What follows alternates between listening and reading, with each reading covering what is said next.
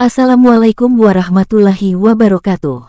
Bismillahirrahmanirrahim. Segala puji dan syukur kita panjatkan ke hadirat Allah Subhanahu wa Ta'ala, Tuhan yang Maha Adil, Maha Kasih, lagi Maha Menyayangi seluruh makhluknya. Sholawat dan salam semoga senantiasa tercurah kepada junjungan kita Nabi Muhammad Sallallahu Alaihi Wasallam, penutup para nabi, sang pembawa cahaya peradaban, penuntun umat dari zaman ke zaman. Sahabat Teguh Rahayu Selamat Channel yang dirahmati Allah. Alhamdulillah, kami persembahkan program terbaru yang kami beri tajuk Analitika Publik untuk Bangsa, Menyuarakan Nalar, Menata Arah. Sebuah ruang reflektif, kritis, dan konstruktif yang berupaya membaca denyut isu bangsa dari sudut pandang nalar publik yang jernih, akomodatif, dan maslahat. Kami hadir untuk mengajak semua kalangan berpikir lebih mendalam, menyikapi lebih bijak, dan bersuara lebih santun dalam membangun bangsa. Program ini dibangun atas 3 asas utama. 1. Reflektif, bukan sekadar opini, tetapi olahan nalar mendalam, berdasarkan kesadaran kolektif yang tumbuh dari realitas sosial. 2. Fleksibel dan kontekstual, merangkul beragam isu, politik, sosial, budaya, bahkan spiritual, dalam bingkai kebangsaan. 3.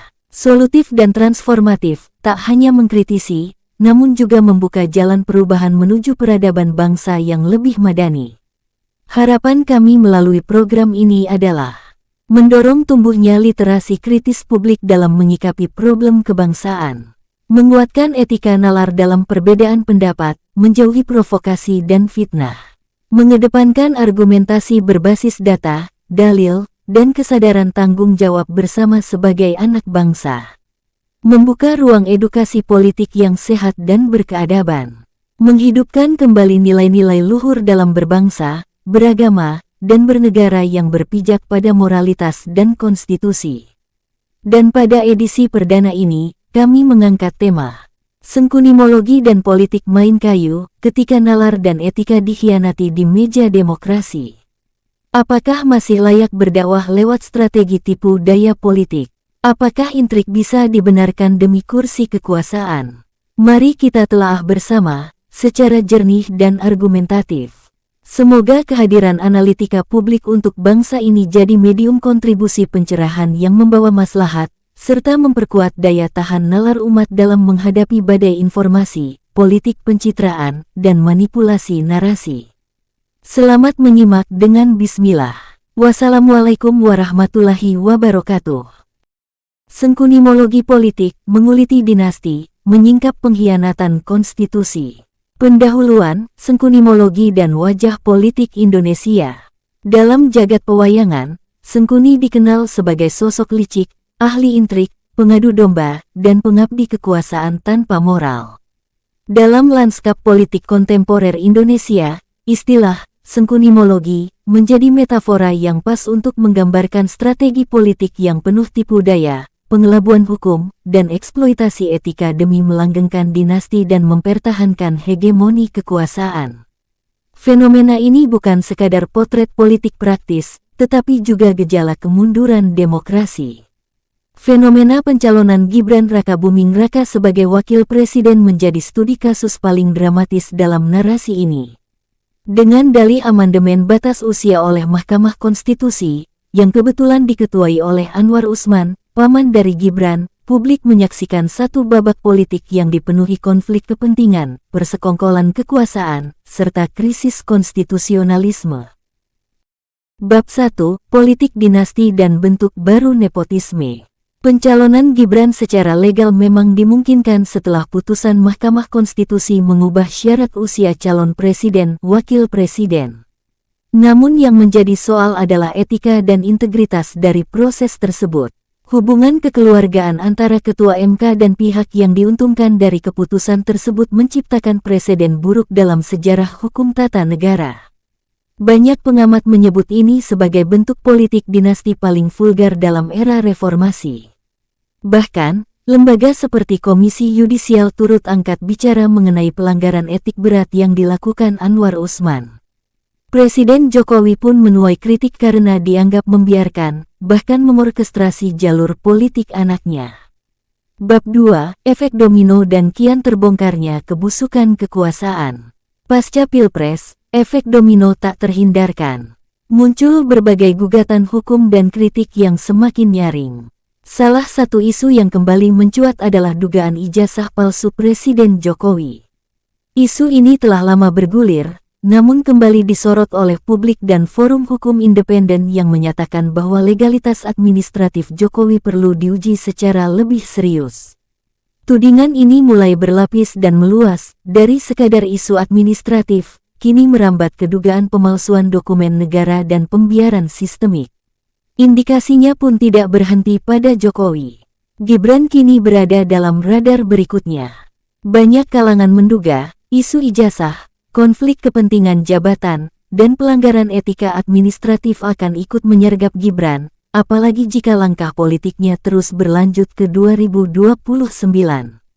Sengkunimologi menjadi semacam virus politik yang menular turun-temurun. Bab 3, Bangkitnya Gerakan Purnawirawan dan Oposisi Sipil. Tanda-tanda kegelisahan publik mulai terinstitusionalisasi.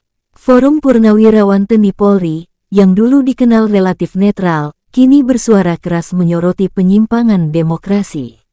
Mereka mendesak agar negara kembali kepada prinsip-prinsip konstitusi dan supremasi hukum. Tindakan para purnawirawan ini bukan sekadar nostalgia idealisme, tetapi bentuk nyata dari patriotisme konstitusional. Koalisi masyarakat sipil, organisasi keagamaan, akademisi, hingga elemen mahasiswa, kini menyatu dalam satu narasi besar, melawan praktik kolusi, korupsi, dan nepotisme KKN, gaya baru yang dipraktikkan oleh elit politik. Isu korupsi pun mulai diangkat sebagai potensi bom waktu. Kasus-kasus seperti perjalanan jet pribadi Gibran, pengadaan proyek IKN, relasi bisnis keluarga Jokowi, hingga dugaan keterlibatan dalam proyek infrastruktur strategis yang tidak transparan kini menjadi titik nyala perlawanan. Bab 4, Prabowo, Raja Baru dalam bayang-bayang sengkunimologi. Di tengah gejolak itu, Prabowo Subianto resmi dilantik sebagai Presiden RI. Namun, kepemimpinan Prabowo kini diuji, apakah ia akan menjadi pemimpin yang berdiri di atas semua golongan, atau sekadar menjadi perpanjangan tangan dari warisan kekuasaan Jokowi. Sebagai Presiden, Prabowo menghadapi dilema besar. Di satu sisi, ia berhutang dukungan kepada Jokowi dan Gibran. Di sisi lain, rakyat menuntut perubahan nyata. Jika Prabowo memilih loyal kepada dinasti, maka kredibilitasnya sebagai pemimpin bangsa akan jatuh. Namun jika ia memilih mengambil jarak dan membangun jalan sendiri, ia harus berani memutus rantai sengkunimologi. Di awal masa jabatannya, Prabowo menunjukkan sikap penuh kalkulasi. Ia mengangkat figur dari lintas kubu ke dalam kabinetnya, tetapi tetap mempertahankan wajah-wajah lama dari lingkaran Jokowi. Manuver ini dianggap oleh sebagian pihak sebagai strategi menjaga stabilitas. Namun waktu akan membuktikan apakah itu bagian dari konsolidasi bangsa atau kompromi terhadap kebusukan sistem. Prabowo berada di persimpangan sejarah. Jika ia gagal membersihkan lingkar kekuasaan dari pengaruh keluarga Jokowi, maka pemerintahannya hanya akan menjadi bab lanjutan dari krisis moral politik nasional. Namun jika ia berani memutus jejaring kepentingan itu, bukan tidak mungkin ia mencetak legasi sebagai penyelamat demokrasi. Bab 5, Refleksi Demokrasi dan Jalan Keluar. Kondisi demokrasi Indonesia saat ini sangat rapuh. Di satu sisi, praktik pemilu masih berjalan, namun substansi demokrasi dirusak oleh oligarki, dinasti, dan pengkhianatan terhadap supremasi konstitusi. Perlawanan publik semakin kuat, dan gelombang gugatan hukum serta desakan investigasi kepada tokoh-tokoh kunci kekuasaan menjadi semakin tak terbendung. Dalam titik ini, penting bagi bangsa untuk kembali kepada prinsip awal demokrasi, kedaulatan di tangan rakyat. Elit politik harus menyadari bahwa legitimasi bukan hanya soal angka di bilik suara, tetapi juga moralitas dan keadilan prosedural.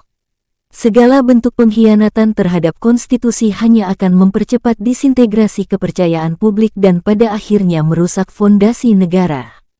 Kesimpulan, menolak sengkunimologi, menyelamatkan masa depan. Sengkunimologi adalah wajah nyata dari krisis etika dan hukum dalam politik kita. Ia bukan sekadar praktik kotor, tetapi cermin dari sistem yang mulai busuk dari dalam. Jika tidak dihentikan, maka sejarah Indonesia akan mencatat era ini sebagai kemunduran demokrasi yang paling gelap pasca reformasi. Dibutuhkan gerakan nasional, lintas ideologi, untuk mengembalikan marwah konstitusi. Kepemimpinan Prabowo akan sangat menentukan apakah ia akan memilih membebaskan dirinya dari bayang-bayang sengkunimologi, atau justru menjadi bagian darinya. Dan bagi rakyat, kesadaran politik harus terus dibangun. Jangan biarkan sejarah mengulang kegelapan hanya karena kita lalai.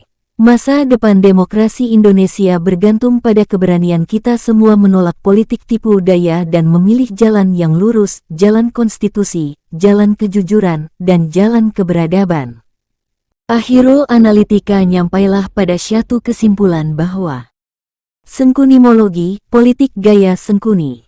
Dalam lakon pewayangan Jawa, sengkuni adalah dalang kekacauan, licik, manipulatif, dan pandai mengadu domba dari balik layar.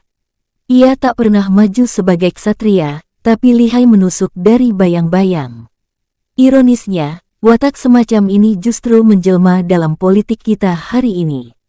Lahir gaya politik, sengkunimologi, praktik culas yang menjauhkan bangsa dari etika dan akal sehat. Setiap musim politik tiba, sengkunimologi menyeruak. Kontestasi berubah jadi ajang fitnah, bukan adu gagasan. Aib pribadi jadi peluru, framing jadi senjata, dan buzzer jadi algojo.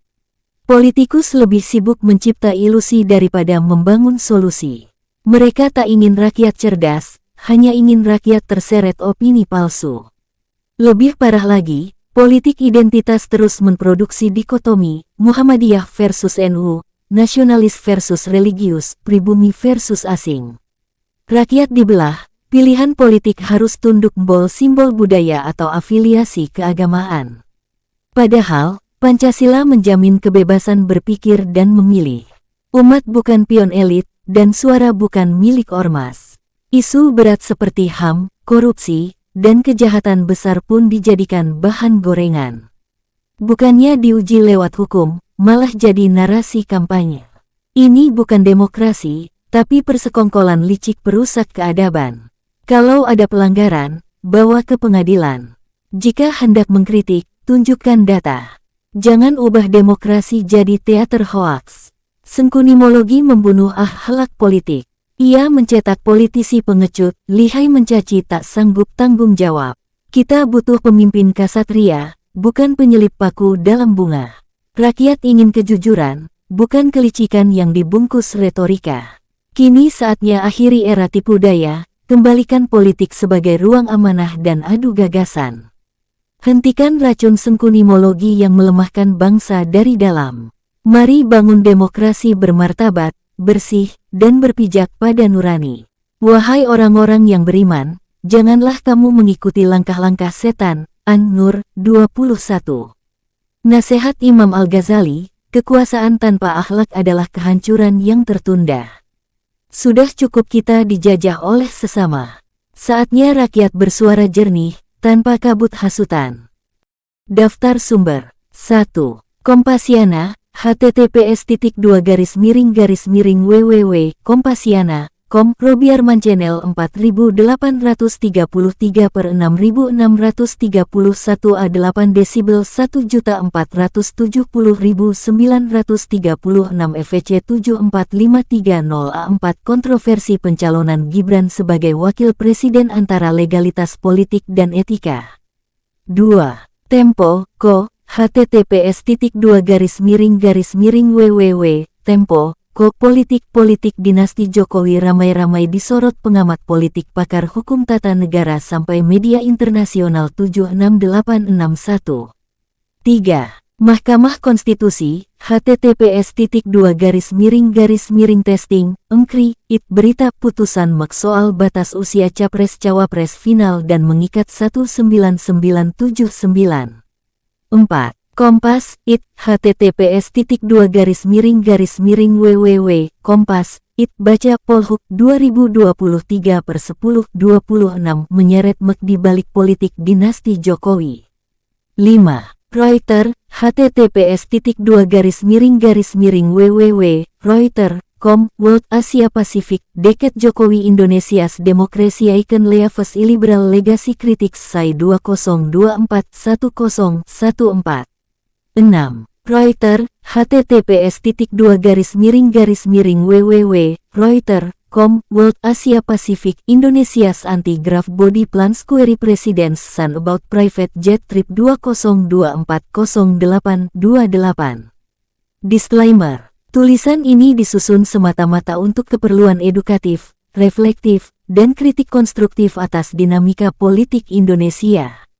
Semua opini bersifat analitis dan bukan tuduhan hukum. Penulis tidak bermaksud menyudutkan pihak manapun secara personal, namun bertujuan menumbuhkan kesadaran kritis di tengah masyarakat sipil demi masa depan demokrasi yang lebih sehat dan adil.